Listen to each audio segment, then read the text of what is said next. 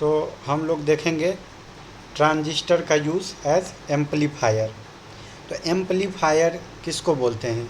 तो एम्पलीफायर कोई भी ऐसा डिवाइस है जो हमको एम्पलीफिकेशन करके देता है।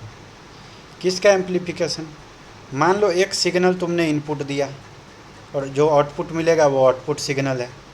तो इसको जो इनपुट सिग्नल का जो एम्पलीट्यूड है, ठीक है, उसको बढ़ा देता है और उसका जो वेव का शेप है उसको डिस्टॉर्ट नहीं करता है। जिस शेप का वेव है वही रहेगा, खाली उसका एम्पलीट्यूड बढ़ा देगा और उसका फ्रीक्वेंसी भी चेंज नहीं करेगा।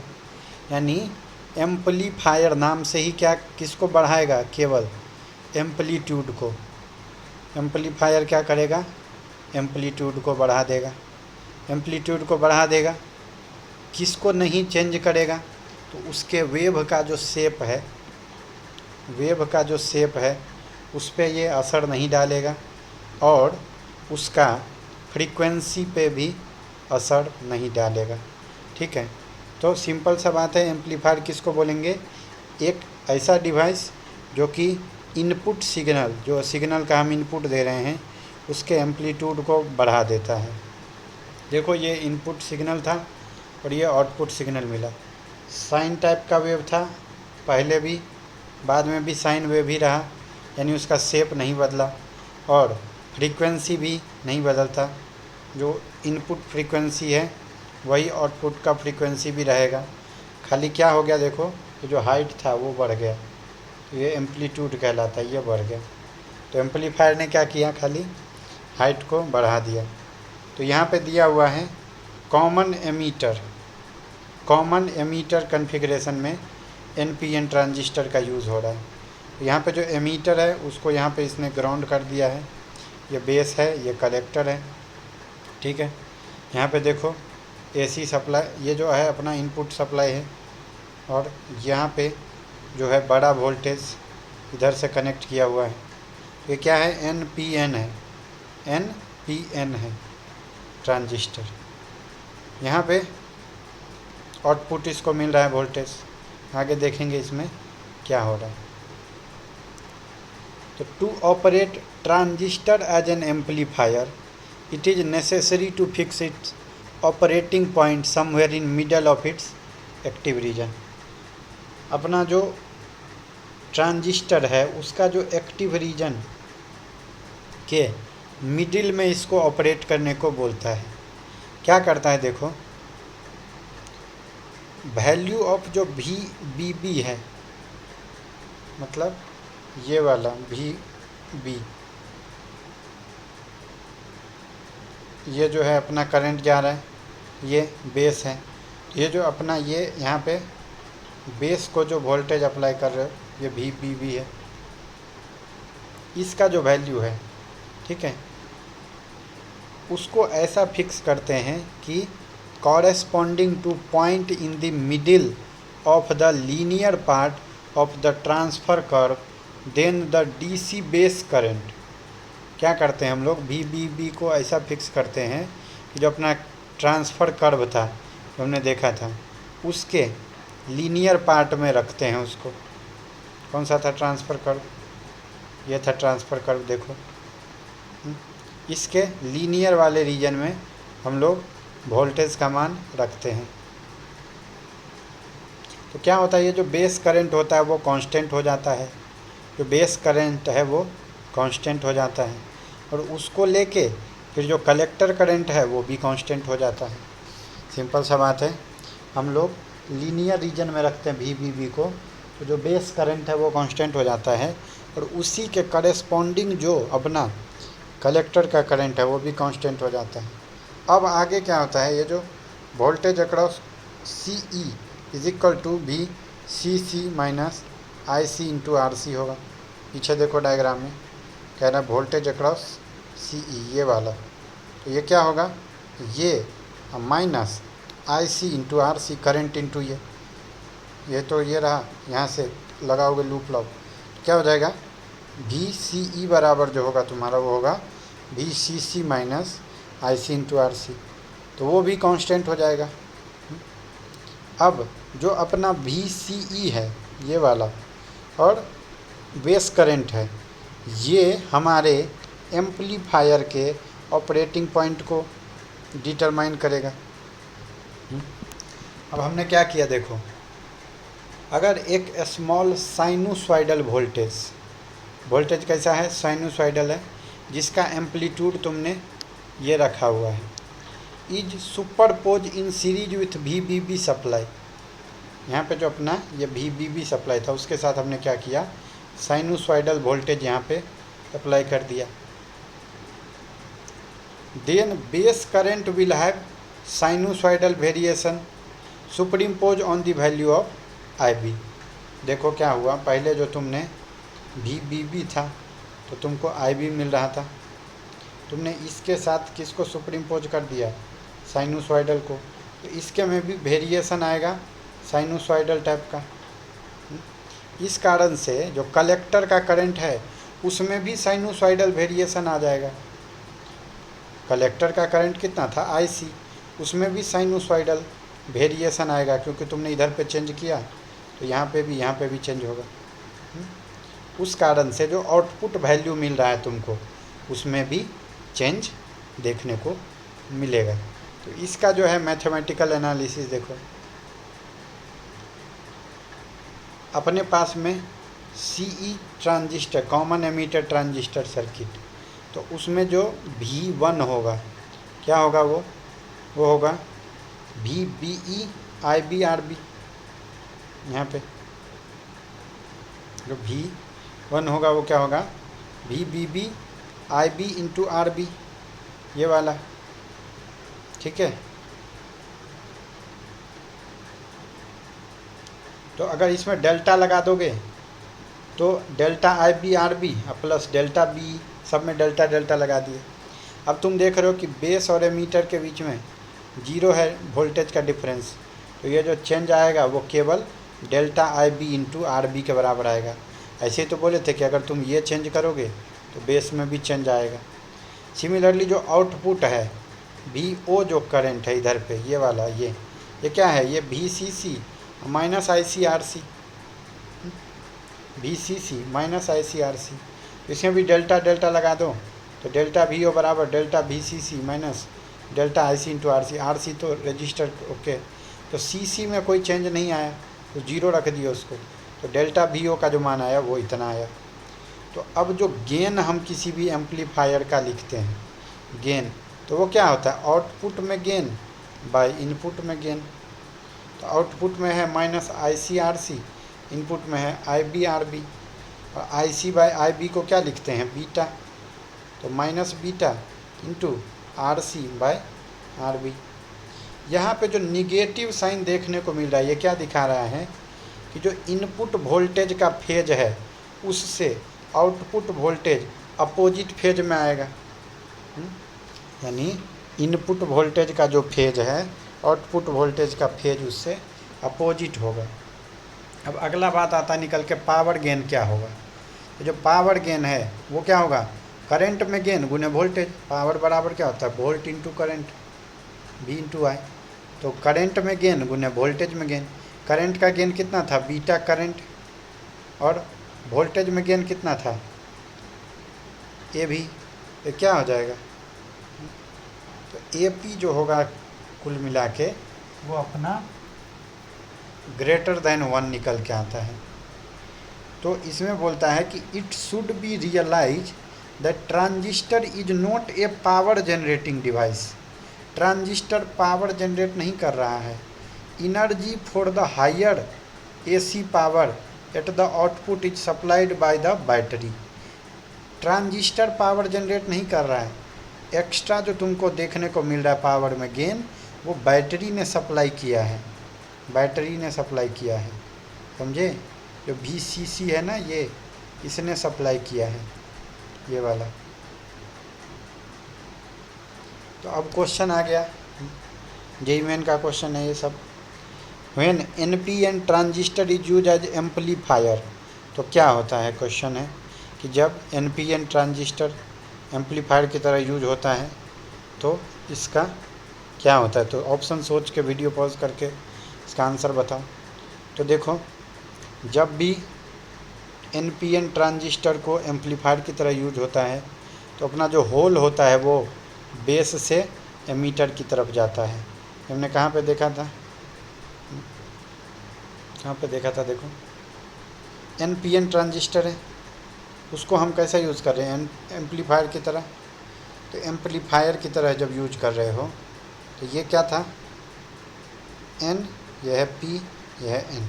एम्पलीफायर की तरह यूज किया तो पी वाले को कैसा लिखा, फॉरवर्ड बाइस में रखा है, देखो फॉरवर्ड बाइस।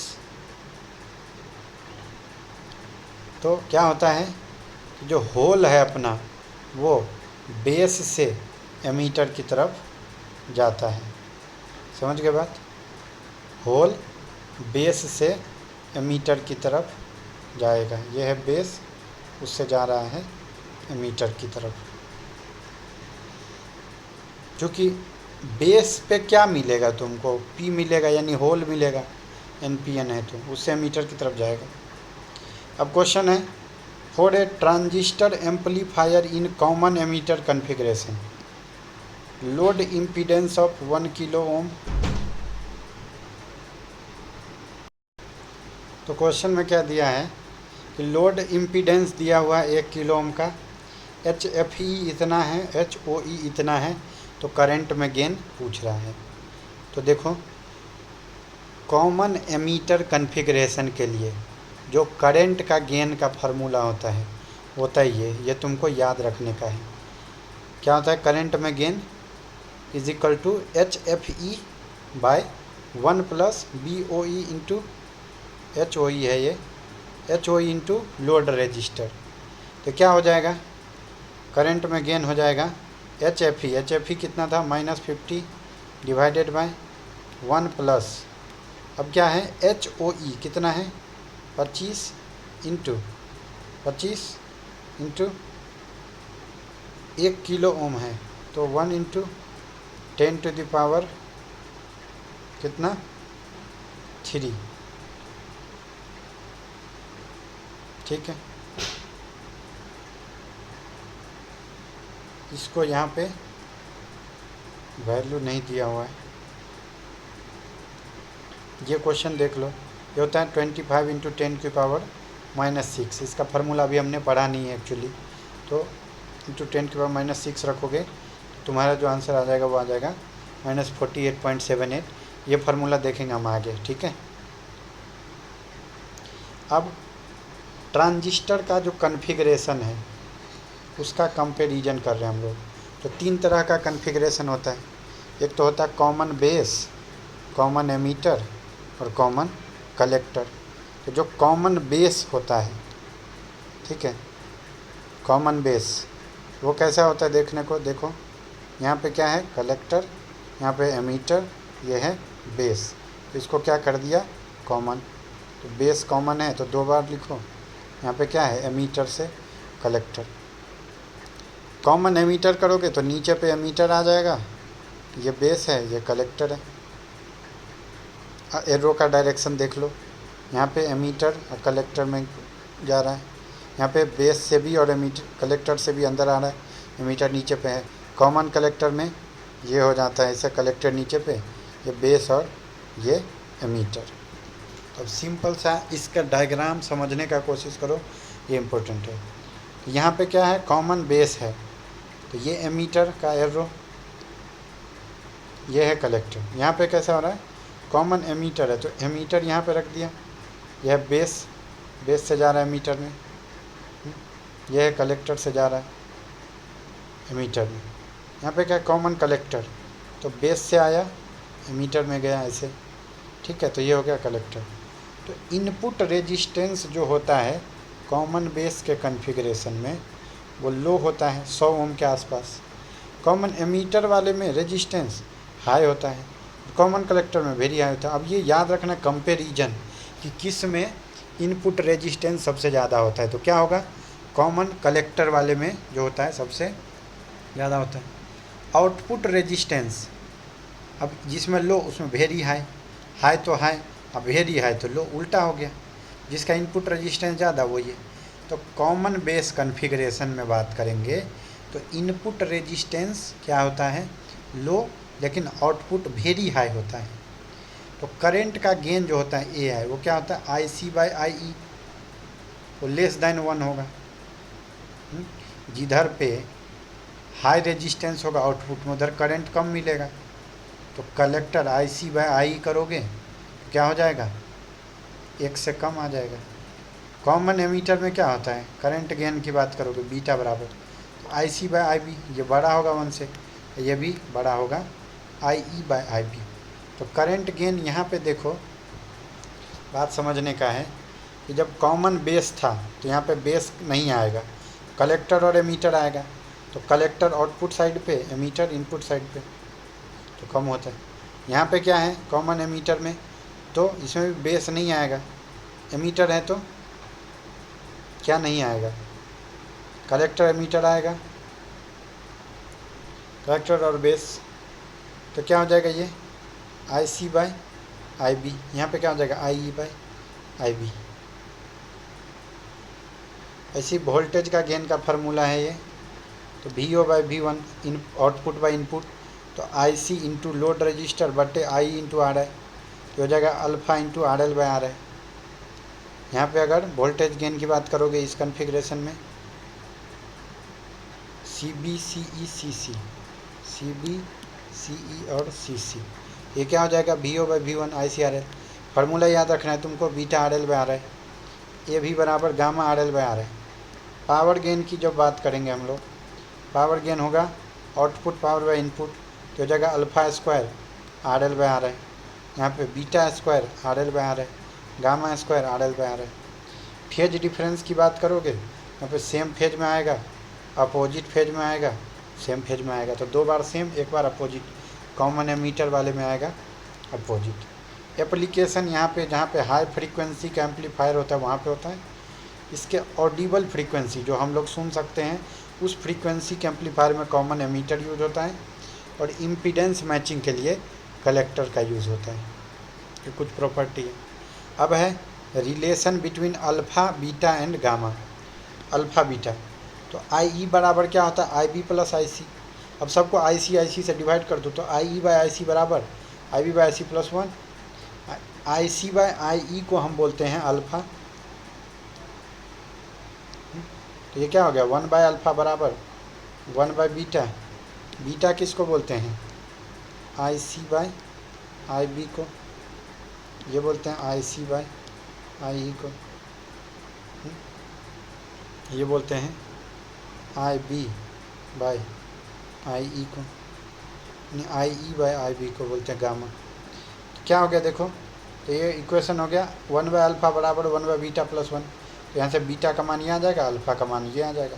अगर अल्फ़ा दिया है तो अल्फ़ा बाई 1 माइनस अल्फ़ा निकालोगे, बीटा आ जाएगा। अब बीटा दिया है तो बीटा बाई 1 प्लस बीटा करोगे तो अल्फ़ा मिल जाएगा। बीटा गामा में क्या रिलेशन है तुमको पता है, आई ई बराबर होता है आई बी प्लस आई सी, सबको आई बी से डिवाइड कर दो, तो आई बाई आई बी बराबर 1, ये हो गया गामा बराबर 1 प्लस बीटा। ये याद रखना है तुमको इक्वेशन, ये सारे याद रखने हैं। फिर से यही इक्वेशन है, इसमें डिवाइड किससे कर दिए, आई बी से। गामा बराबर था इतना, अब बीटा के बदले रख दो अल्फ़ा बाई 1 माइनस अल्फ़ा, तो गामा और अल्फ़ा में रिलेशन आ गया। तो देख रहे हो अल्फ़ा गुने गामा जो होता है बीटा के बराबर निकल के आता है, ये बात अपने को याद रखना है। अब कह रहा है कॉमन बेस एम्पलीफायर है, phase difference between input signal और आउटपुट सिग्नल। कॉमन बेस वाले में सीधा सीधा पूछ रहा है फेज डिफरेंस क्या होगा। कॉमन बेस में देख, common base phase difference same phase में होता है, तो सेम फेज में मतलब कितना है 0। In common base amplifier input और आउटपुट जो होता है वो सेम फेज में होता है। तो अगले बार पूछ सकता है कॉमन एमीटर में क्या होता है, कॉमन बेस में क्या होता है, कॉमन कलेक्टर में क्या होता है, तो ये याद रहना चाहिए। अब ये इक्वेशन दिया है, transfer characteristic curve of A transistor जिसका इनपुट रेजिस्टेंस, इनपुट जो है वो है 100 ओम का और आउटपुट है 100 किलो ओम का दिया हुआ है।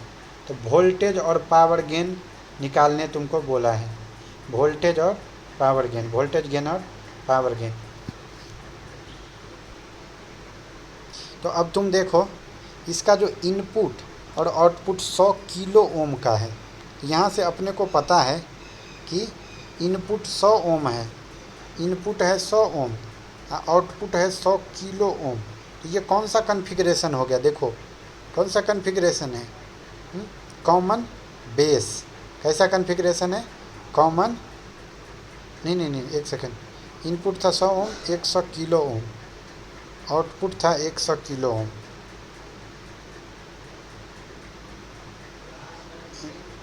इनपुट था 100 ओम, आउटपुट था वेरी हाई। ये तो कॉमन बेस का है, यहाँ पे गलत दिया हुआ है, ये कॉमन बेस का होना चाहिए।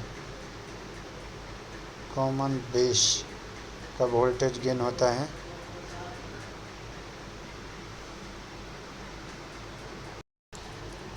इसमें देखो क्या दिया हुआ है अपने को, आईसी और आईबी के बीच में ग्राफ दिया हुआ है।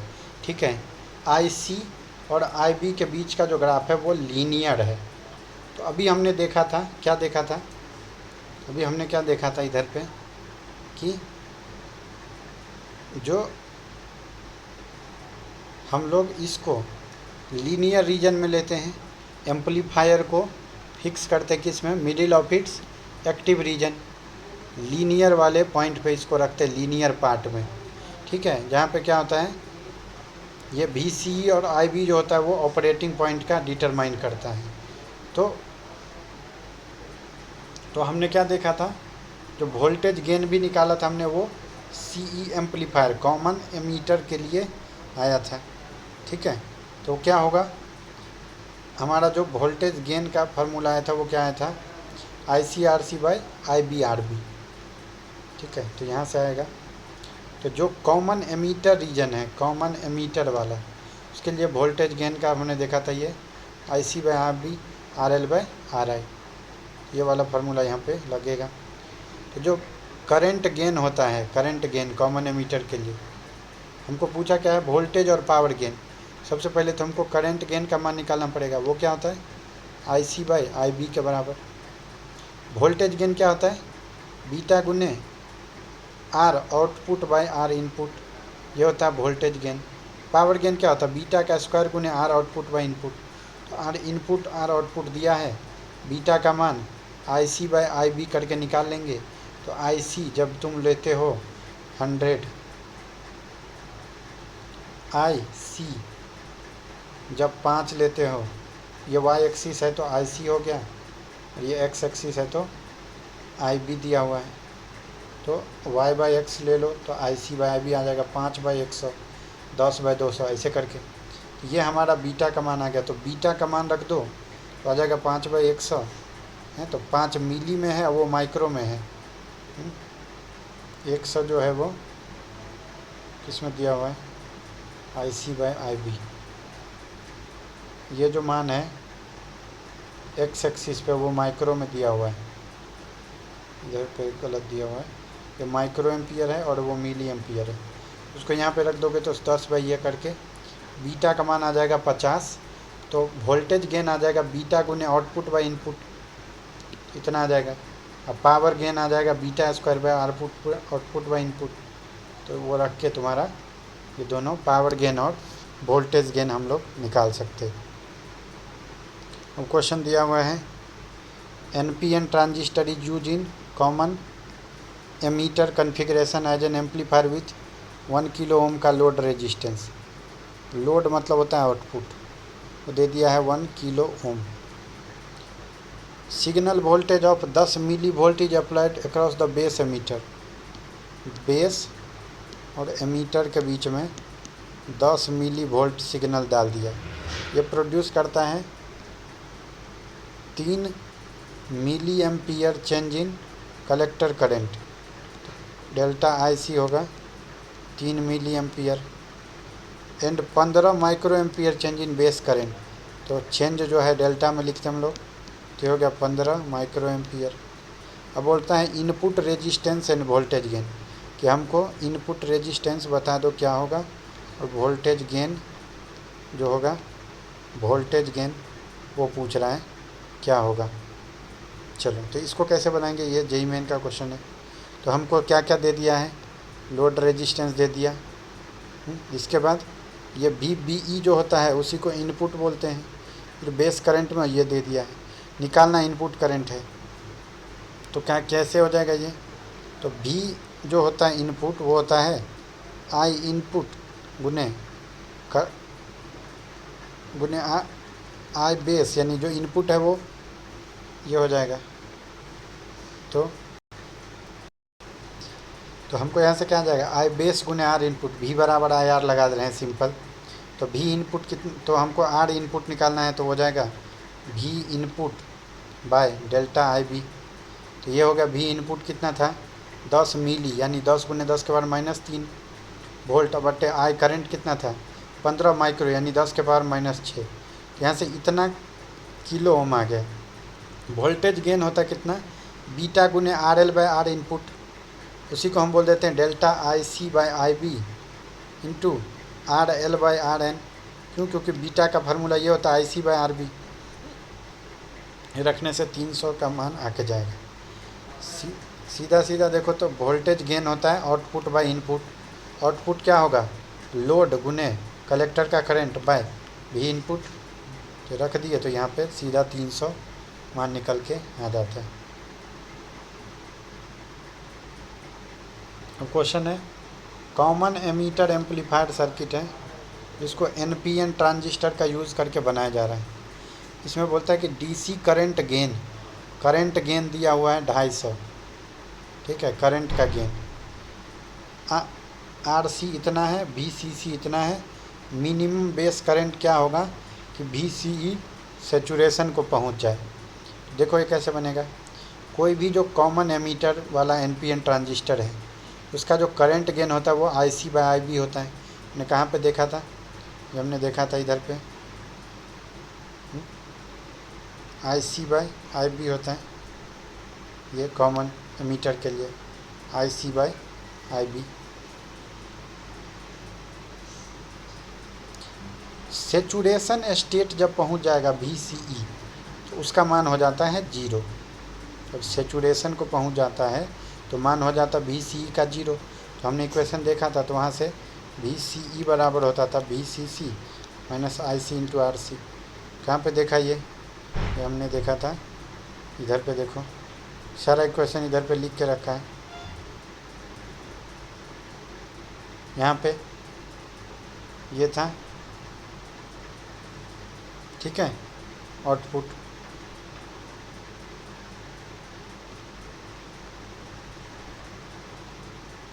तो यहाँ से क्या हो जाएगा? IC का मान आ जाएगा VCC बाय RC। VCC हमको दिया हुआ है कितना है? 10 वोल्ट। RC का मान कितना? 1 किलो में, यानी 1000 ओम। तो इतना करंट आ गया, इतना एम्पियर। तो सेचुरेशन बेस करंट कितना होगा? ये तो कलेक्टर का करंट है, बेस करंट क्या होगा? तो बीटा का पता है IC बाय IB होता है। तो बीटा का मान दिया हुआ है तो वो IC बाय बीटा कर दोगे तो IB आ जाएगा 40 माइक्रो एम्पियर। तो बेस करंट जो होता है माइक्रो में आता है। अब इससे आगे हम लोग नेक्स्ट वीडियो में देखेंगे।